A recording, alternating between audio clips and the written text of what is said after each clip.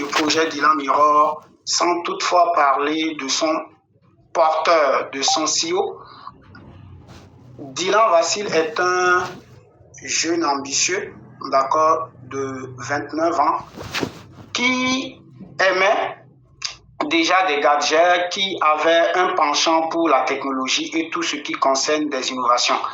Alors, comment l'idée est née, comment l'idée est partie, comment il a commencé à travailler sur cette innovation Dylan Mirror. Vous savez que nous tous, nous utilisons des miroirs conventionnels, des miroirs traditionnels. Et il n'est pas rare de souvent constater, surtout nos femmes, nos épouses, se plaindre. Donc, c'est suite à des plaintes à chaque fois de son épouse. Et en ce moment, eux tous, ils vivaient à Paris après son mariage. Ils sont partis en lune de miel et puis il a été subjugué par la beauté de Paris et il a décidé avec son épouse à s'installer pendant quelques années. Donc c'est à ce niveau-là, dans cette ville, que sa femme a commencé déjà lors de l'utilisation de ses robes. Voilà, elle a commencé à se plaindre déjà des miroirs conventionnels, traditionnels, qu'elle n'arrivait pas à se mirer, à voir tout ce qu'il faut dans sa splendeur. Voilà comment l'idée est partie. Donc, Dylan Vassil a commencé donc déjà, suite à des plaintes de sa femme, a commencé à réfléchir, pourquoi pas mettre une innovation qui permettra à tout le monde de pouvoir se mirer dans toute notre splendeur. Voilà comment Dylan Mirror est né et son porteur, le PDG Dylan Vassil, a commencé à travailler sur le projet pendant des années en sourdine. Donc, il a développé le prototype en sa manière déjà et il fallait donc financer le projet pour qu'il soit implémenté pour que Dylan Mirror soit un gadget, une innovation utilisée par tous. Donc, c'est dans cette perspective que Dylan Vassil a quitté Paris pour les Émirats d'Arabes Unis, qui est un centre de plusieurs opportunités. Donc, il a eu l'idée que s'installer à Dubaï, aux Émirats d'Arabes Unis, lui permettra donc d'attirer des fonds et de pouvoir réaliser pleinement, d'accord, son projet pour le bien-être de l'humanité, de la société, pour que chacun puisse profiter de son invention. Donc, c'est à cet effet que Dylan Vassil s'installe donc à Dubaï, aux Émirats d'Arabes Unis, et pour s'installer, le premier contact qu'il a eu pour pouvoir lancer son crowdfunding, c'est-à-dire la levée de fonds, sa collecte de fonds, il a signé un partenariat avec le porteur des projets Waiter, Gorod et Voda, qui est Denis Tiaglin. Voilà, ceux-là qui investissent déjà dans ces projets-là doivent savoir de qui il est question. Donc, il a signé un partenariat pour pouvoir exploiter le back-office, le site de ce porteur des projets et Waiter, Gorod et Voda. Donc, à partir de 2023, la collecte de fonds a commencé. Nous avons eu, et l'information faisait partie des premiers à avoir reçu l'information de cette technologie, de cette levée de fonds. Nous sommes entrés en contact avec le CEO, on a échangé, on a analysé la technologie et on s'est rendu compte qu'en fait, il y a un potentiel qui se dégage, c'est une révolution dans le domaine de l'industrie des miroirs et ce qui a attiré notre attention et on s'est dit tiens, alors avec ce potentiel, avec cette innovation, avec cette idée ambitieuse, cette ingéniosité, d'accord, d'un jeune talentueux qui n'a que 28 ans, d'accord, qui aspire à mettre une innovation et d'une très grande envergure sur le marché, alors nous allons l'accompagner, on va promouvoir l'entreprise. Donc, on a échangé avec le CEO pendant de très bons moments. Il nous a fait comprendre sa vision et ce qu'il souhaite pour son projet. Nous avons analysé le projet et on a décidé que ce projet mérite qu'on investisse là-dedans et qu'on fasse sa promotion. Donc voilà comment l'idée de Dylan Mirror est née. Donc, Dylan Vassil est un Russe, donc un jeune Russe, 29 ans actuellement. Voilà. Alors, on a commencé la collecte des fonds et je vais m'y attarder sur la feuille de route. La feuille de route avant de revenir sur les différents événements pour qu'on puisse mieux se comprendre. Alors, Dylan Mirror est une start-up lancée en 2023, d'accord? Et ici, Dylan Mirror a émis 280 milliards de parts d'action au total. 280 milliards de parts d'action au total. Et sur les 280 milliards de parts d'action émises, Dylan Mirror veut vendre 15% aux investisseurs. Et les 15% à travers le crowdfunding, à travers l'investissement participatif populaire, les 15% des 280 milliards de parts d'action émises représentent 42 milliards de parts d'action. Ça veut dire que nous sommes en train d'acheter des parts d'action dans les 42 milliards de parts dédiées au crowdfunding, dédiées à l'investissement participatif populaire. Et Dylan Mirror voudrait attirer 200 millions de dollars pour la mise en œuvre de son projet. Je reprends 280 milliards de parts d'action émises, 15% des 280 milliards sont dédiés à la vente, d'accord, au crowdfunding, à l'investissement participatif populaire, et les 15% des 200 milliards représentent 42 milliards de parts d'action. Donc, depuis 2023, nous avons commencé déjà à acheter des parts d'action dans les 42 milliards de parts d'action qui sont en fait dédiés au crowdfunding. Voilà. Donc ici, pour mettre en même temps l'accent sur une spécificité qui n'est pas comme sur d'autres projets où nous avons des étapes.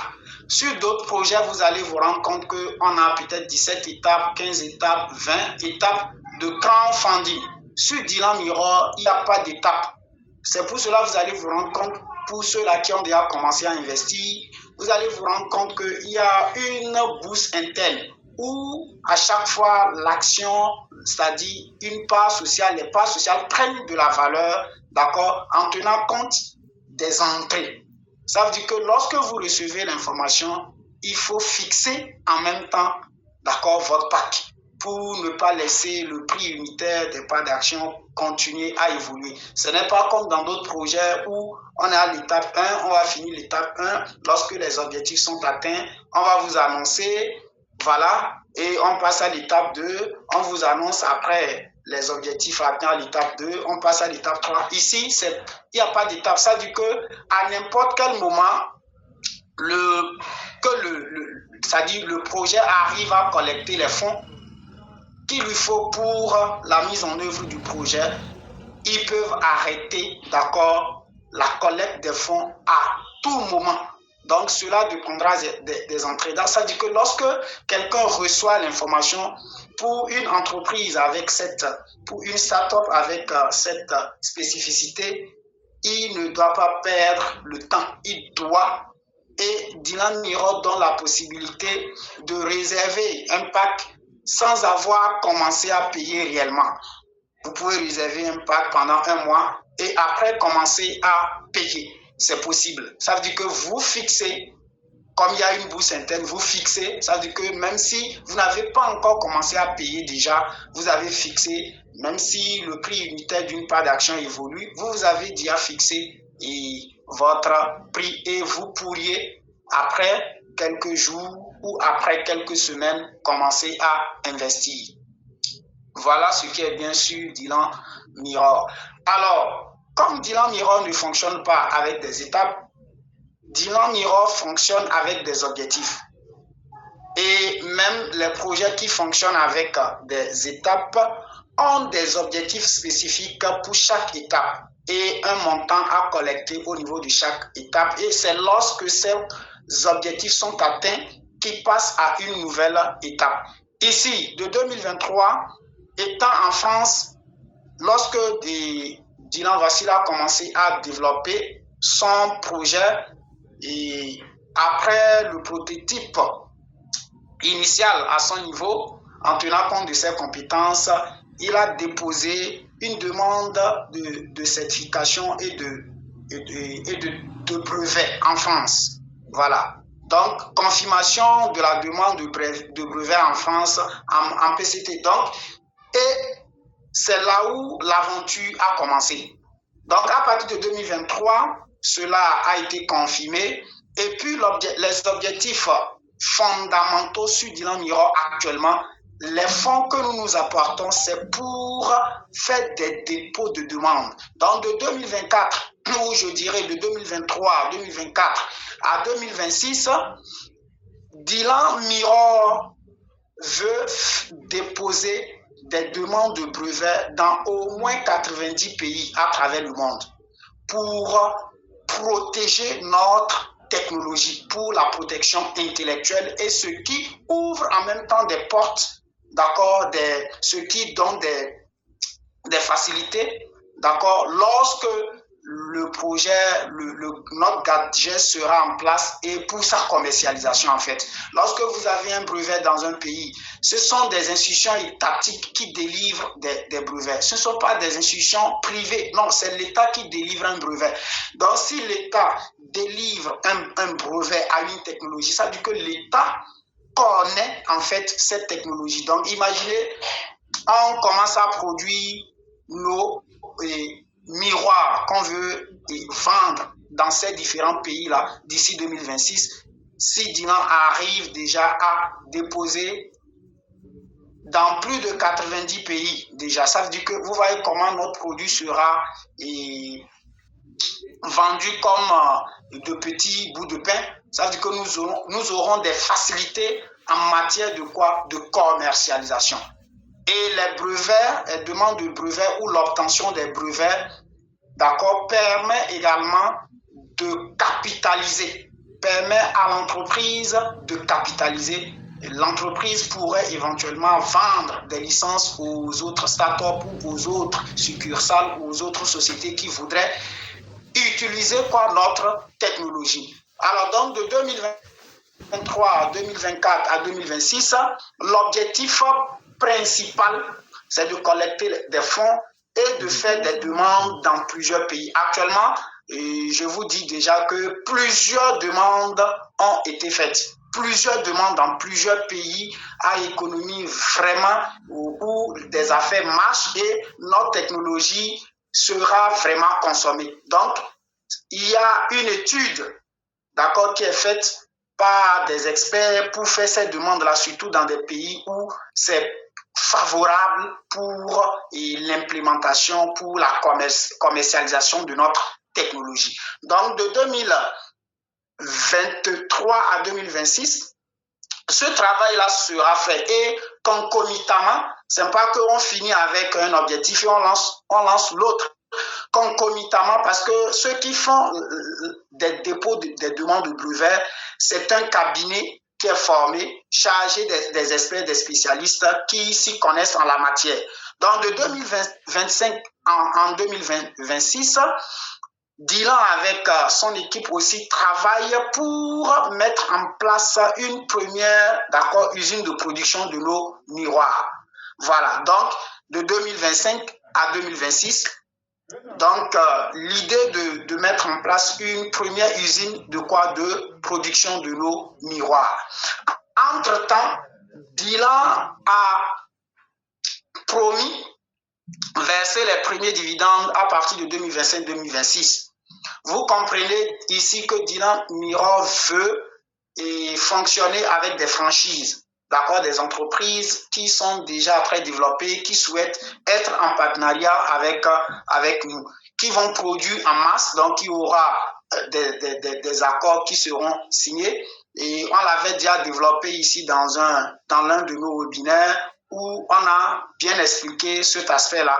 Plusieurs entreprises même peuvent fonctionner, comme l'avait dit un leader, sans même mettre une usine de production qui fonctionne juste avec des franchises et se font beaucoup d'argent. Donc, le modèle ici, c'est de partir avec des franchises. Donc, ceux-là qui entendent, Dylan Miro va verser des dividendes en 2025-2026, si tout va bien et on le souhaite. Et c'est déjà confirmé même 2025, soit fin 2025, en tout cas en 2025, les premiers dividendes seront versés. Tout simplement parce que Dylan Miro veut fonctionner avec des franchises qui sont déjà existantes et qui sont déjà sur le marché. L'avantage de ce projet, il faudrait pas que cela étonne des gens. L'avantage de ce projet est que la technologie existe déjà. C'est pas maintenant que les gens sont en train de fabriquer, non. Et Vassil Dylan, comme je le disais à l'entame de ma présentation, qu'il a mis des années pour développer déjà le prototype avec des moyens de bord qu'il avait à sa disposition. Donc, la collecte des fonds permettra de faire des dépôts de demandes de brevets dans plusieurs pays à travers le monde. Et ces fonds également sont en train de permettre aux porteurs de projets et son équipe de renforcer et de bien mettre en place notre technologie. Donc, actuellement, plus de 99% de notre technologie est déjà fonctionnelle. Je dirais même à 100 ans.